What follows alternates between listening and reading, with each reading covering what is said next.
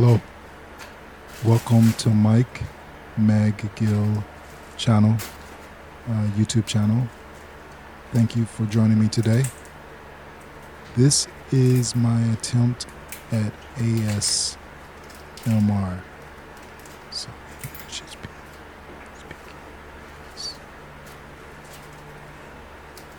what I wanted to do with this video is just sort of give you something that was a little bit different.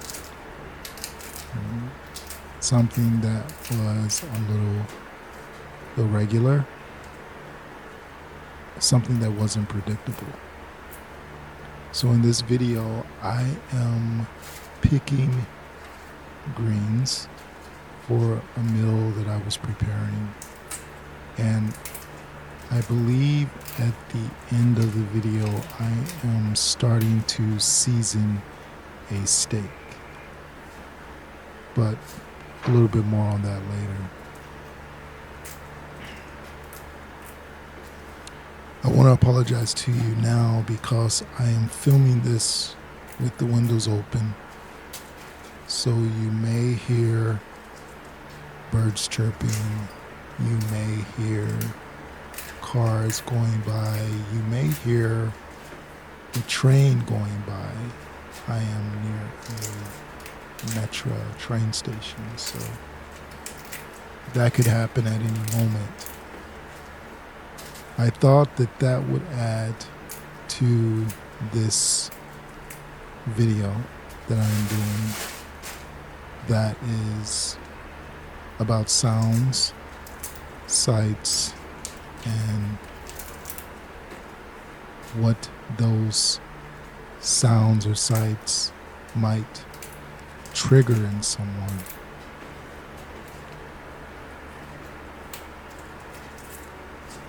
I want to tell you about my grandmother and my mother. When I was a young kid, we would go over our grandmother's house. My grandmother's name was Evelyn. And in her backyard, she had an apple tree. And she would pick those apples. A lot of times the apples had already fallen on the ground. And we would go out and we would help pick those apples. And my grandmother, she would make these amazing apple pie. I don't know, I feel like we called them apple fritters. But she would make this amazing dough from scratch. She would pick these apples. I don't know what type of apples they were. And she would put together these beautiful, delicate little miniature apple pies that looked like little crescents. Like a crescent, a moon crescent. And they were the most delicious things that I had ever tasted. And I couldn't get enough, you know. It was like every time we were going over grandmother's and grandfather's. That is one of the things that I look forward to the most, outside of just spending time and soaking up just the atmosphere of being around these wonderful people who had lived such rich lives. And I really think if we could give our children today a sense of what that was like, our youth today would really do so much better in this life that is so different from when I was growing up. So I do understand there are so many more challenges today. One of the other things that I remember about my grandmother and my mother and my mother's sisters, my aunties, my aunts, is when we would go over there or whenever we would get together, there would be this gathering of family to prepare food. And so one of the things that I remember seeing my grandmother prepare so many times and my mother prepare so many times and my aunties prepare so many times was greens. If you know anything about the history of Black people, is that we have grown up with greens in our dinners. It is a staple of our history. And I also have a memory of my grandmother having a little garden where she would pick greens. And when we would come over, not only did we help her pick the apples, but we would help her pick the greens out of her garden that I'm assuming she grew. Back then I was so young, I didn't have, the knowledge or at that time didn't know to quiz or to interview my grandmother about her history. I just would, being around my mom and my dad, just going over there, being around my grandmother and my grandfather, George, just picking up little gems of knowledge from them, historical facts that came out as they shared conversations as we would sit on the front porch. But I specifically remember, and it just came back to me, which is so weird, helping her pick greens and her explaining, you want to pick, the ones that are full, the ones that are leafy. And I remember picking those greens and then we would bring them inside. And one thing that I love to do was just be around my grandmother, be around my family, be around my mom, and us helping. As I remember it, we loved helping, doing whatever we could do. So I remember it was probably my mother first. My grandmother would keep us a lot, me and my brothers and sisters, my brother and sister. And so my memory gets a little fuzzy at this age, but I'm sure that it was either my grandmother or my mother who taught us how to pick greens. And it was just being that young and knowing, oh, this is how you pick greens. You have to take that leafy stem and you have to separate the leafy part from the stem.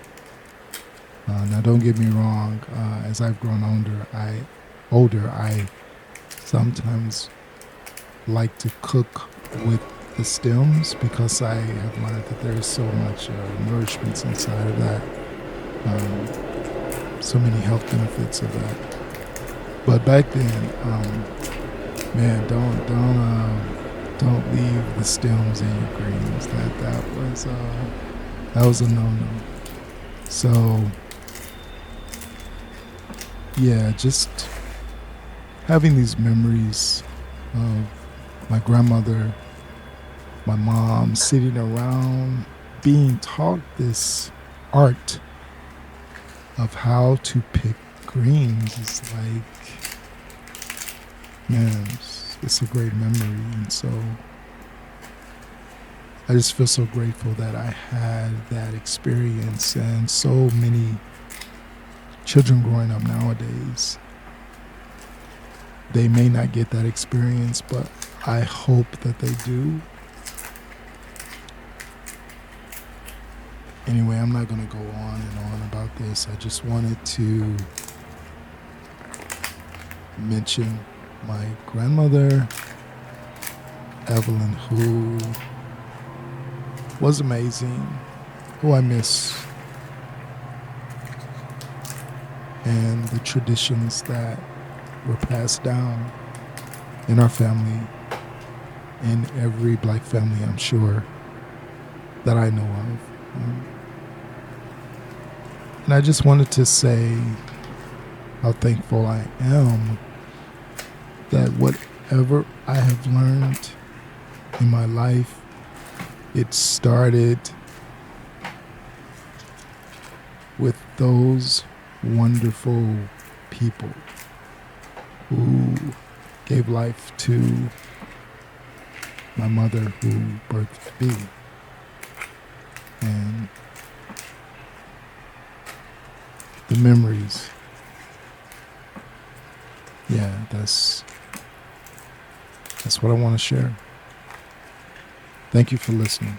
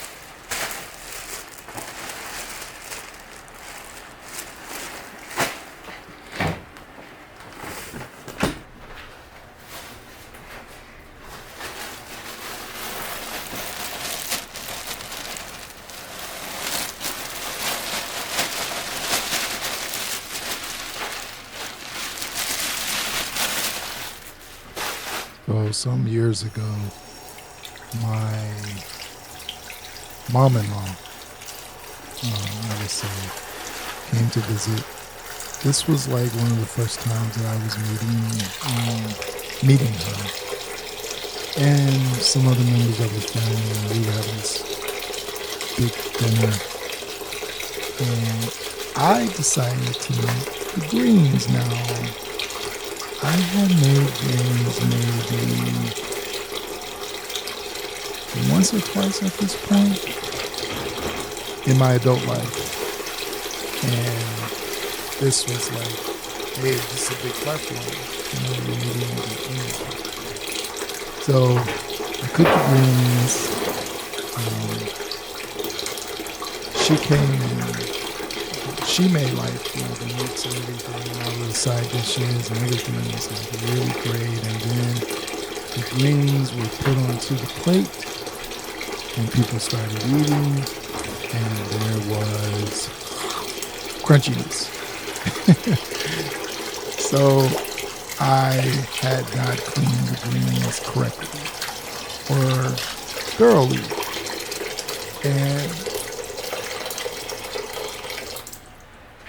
Mother Jessie, I will call her, she was so wonderful. She said, baby, don't worry about that. We just gonna rinse these off and they gonna be just fine. So she rinsed them off, even though they were done.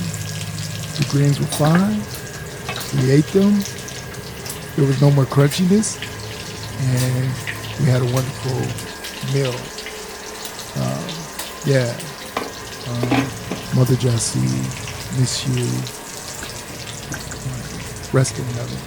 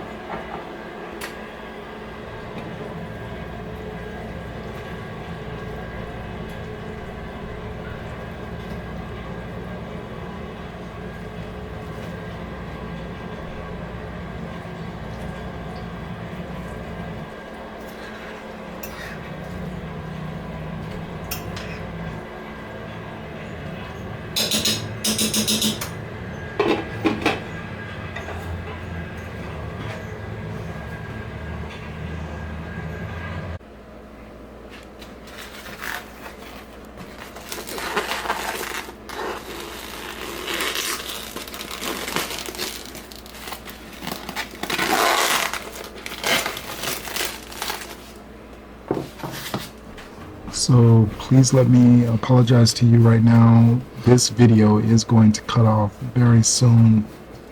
I totally just, I don't know, my battery went dead. But I was preparing these steaks, and so the last story about greens, as you watch me prepare these steaks, which included more seasonings before the video cut off. Story about greens is the last holiday, Memorial Day, I went to spend with my family, and my brother Sean, he made these greens that were amazing. I don't know, I need to ask him, like, where did his interest in cooking come from? Because he is an amazing cook, like all around, like whatever. My brother can cook and he throws down, like chef, like the way that he prepares meals. And I know that that was one of his interests and one of the things that he was very interested in doing is becoming a cook, a chef. So I just want to say these greens that my brother cooked were the best greens I have ever tasted. So much that when I came home that next weekend, which is why you see me picking greens, I was trying to duplicate the greens that he made. And let me just tell you right now, I failed terribly. Even though I talked to him and I tried to include the seasonings and I tried to cook the greens the way that he cooked his greens, my greens were subpar to what he made. Look, I don't know what Sean is doing. I know he watches a lot of videos of people cooking, and I know just through his own experience of traveling and his interest in food and cultures and, you know, the culinary skills, I know that he is far and above. Like, to me, he is already like a Michelin star chef, the way that he cooks. Let me just tell you, those greens that he cooked were amazing. And if I could ever get some greens again, the taste that I would want them to have would be the greens that my brother made. Wow. Sean, you did your thing on that. I'm just saying that those greens were amazing. And man, I don't know if I'll ever be able to make greens that good. Like, you know, I made some good greens. Like, greens can sometimes be hit and miss. But my bro, Sean, you did your thing. So I just wanted to share that story about my younger bro, Sean. He is an amazing cook. I love you, Sean. And yeah, I'm glad you are carrying that tradition on down. I know this is going to carry on to your son, because Sean, I love you. Yeah, so the end of this video is coming up soon. Again, my battery ran out. I apologize for that, but I'm going to give you the last couple of minutes of this video without me talking. And again, thank you for listening.